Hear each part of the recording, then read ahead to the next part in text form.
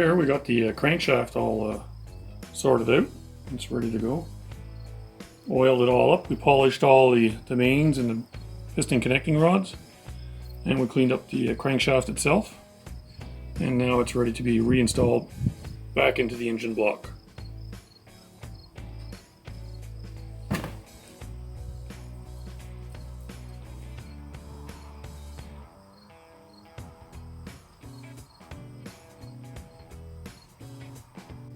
So in our box here, we received our main bearings and our connecting rod bearings and our thrust washers.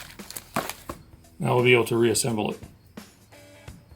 Took a long time to come. Well, we waited for over a month and a half almost, I guess, waiting for these parts. Most of them come from our good friends, the Americans, because we didn't have any parts in Canada. This we were able to get in Canada, but the main journals and the connecting rods, we couldn't find them anywhere. So we're putting a connecting rod bearing in. There's a new one. And one here.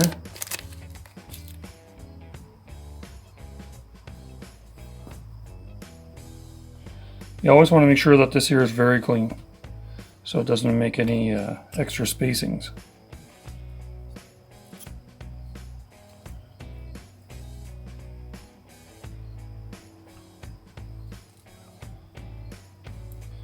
And now I'll just continue that throughout the entire engine, and then I'll put the mains in. So as you can see, there is a top and the bottom, and each one has a cushion. You can see it right here. So as I was showing you, here's the cush that's in the connecting rod, and the cush that's in the bearing. That there, you line them up.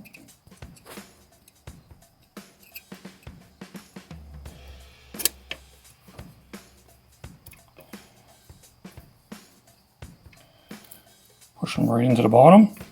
You make sure they're flush on both sides and that your notches are well lined up.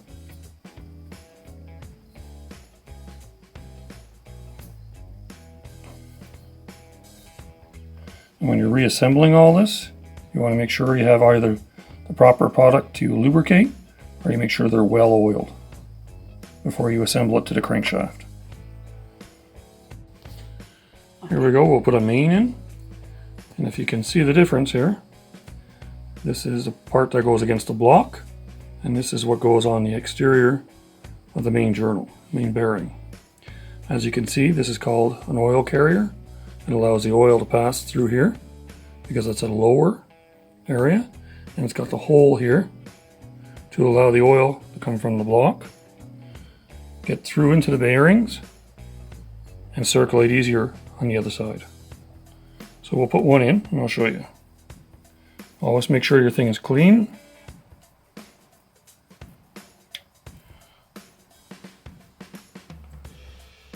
Now you can see the passage is opened, and that'll allow the oil to flow in here much easier.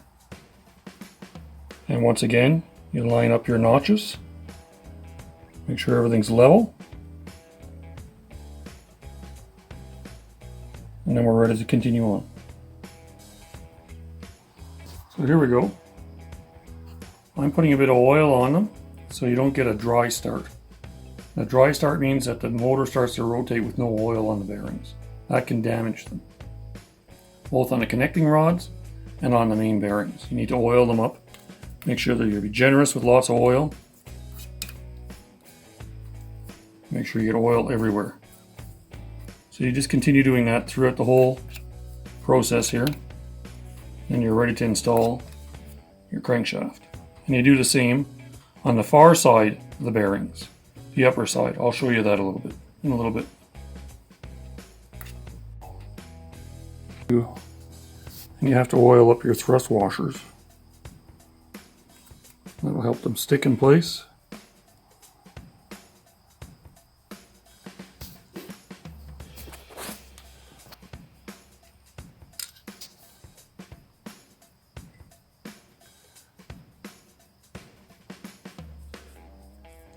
And when you're assembling this, you want to make sure that you keep this part on the exterior of the engine, going towards front and back, because if you see this side is flat, that's designed to go right up against the casing of the motor.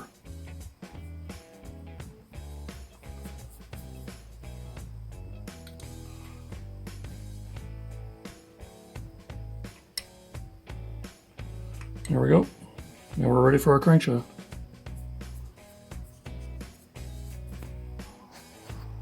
So here we go, I'm putting in a main bearing here. All I'm doing is bringing them down till they're snug. I'm going to put them all in place, make sure that everything fits in properly, and it's loose. And then afterwards I'll torque them, along with the connecting rods. Same thing, they're all just in loose. So I'll place all the bearings in place. And I have these little ropes here to pull up my piston connecting rods up to the main bearing, not to rotate it because they're valves. You have to remember the valves are all timed. You can't rotate the engine because the piston will hit the valves. So you have to pull the piston connecting rod up to the crankshaft and rotate it only very limited area so that you're able to space it all. That's why I'm putting everything in properly and loose to make sure that everything fits and there's no jammage. And the pistons don't hit the valves.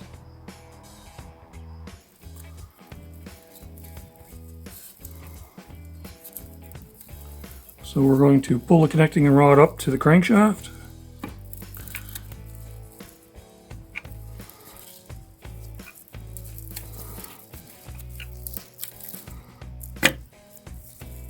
It up. There you go. It's ready to be put the top on. Ready to put the top on and tighten her down. Okay. So as you can see, we have a good start on it. We have all the mains in.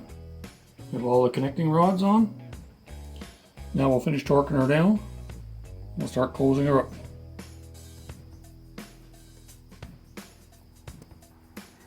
So here's a picture of all the old bearings. They all got replaced with new parts. Here you have to torque these all down to the right specifications, and you have to do them in order of which they're indicated, and you just keep tightening them down, and then you do your connecting rods afterwards, and then you're ready to start working on the rest of the motor.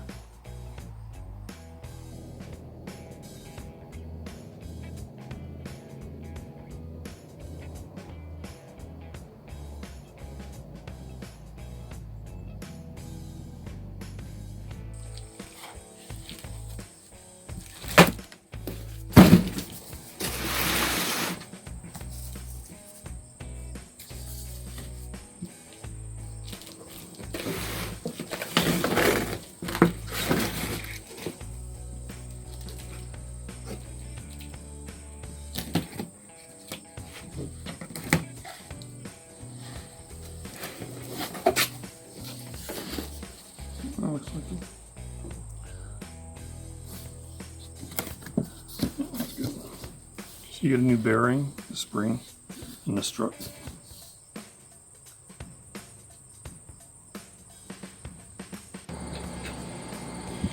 Some boxes we have to burn because we got a lot of deliveries from Amazon and other places. All car pieces coming in. There's one more thing to come in, and then we'll be ready to put everything back together. The car's been making a lot of noise when you're driving down the road, and that's due to the coil spring being broke. As you can see here, there, she snapped right off. So we're going to replace the whole thing. We bought the replacements. We're going to undo it and replace it. Big job? Good enough job. Okay. So the new shock is going in. It's not all attached yet, but we're slowly getting to it. Takes a long time to take the old bolts out. So we're going to replace the table. You can see we got one bolt out. There's another bolt over on this side here. It's pretty hard to get out. We're going to put some loose nut on it. Hopefully it'll loosen up. Now we're going to open it up to be able to remove the knuckle from the table. So we'll open this up now.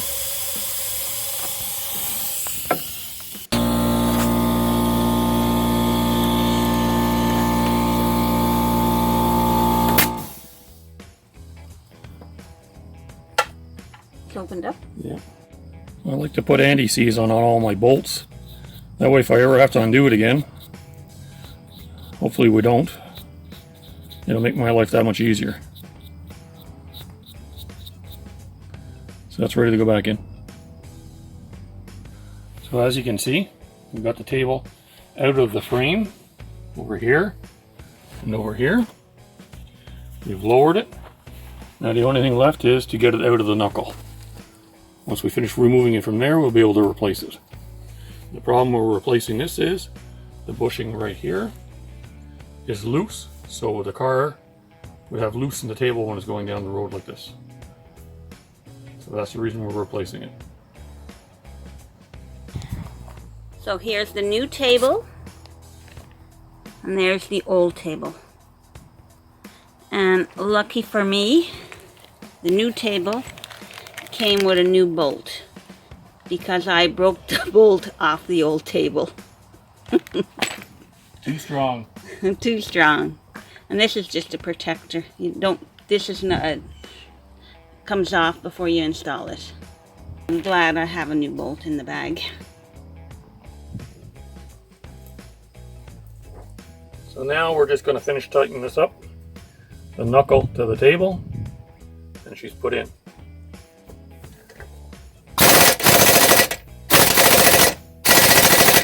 That looks to be it. This is the bolt Audrey broke. Wait, let me see. Where? This is the bolt Audrey broke. Too strong. Too strong. Lucky she had a replacement bolt.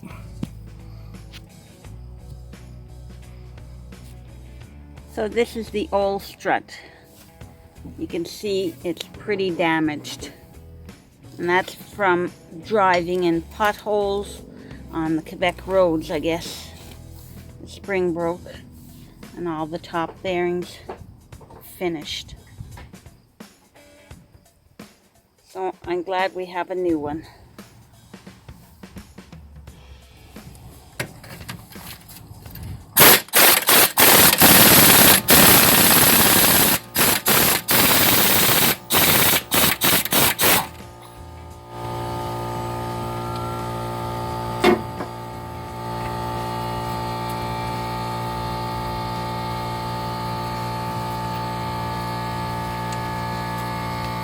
There's one bolt off. Let's hope the other one goes just as good. We'll find out. I felt it move my wrench.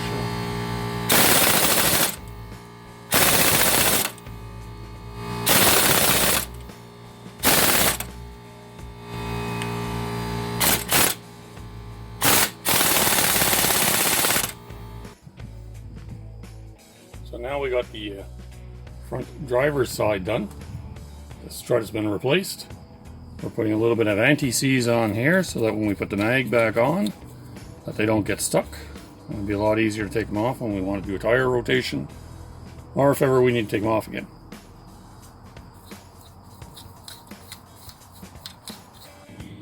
The wheels back on, the new struts are in. Now the only thing the little car needs is the little engine. Coming soon.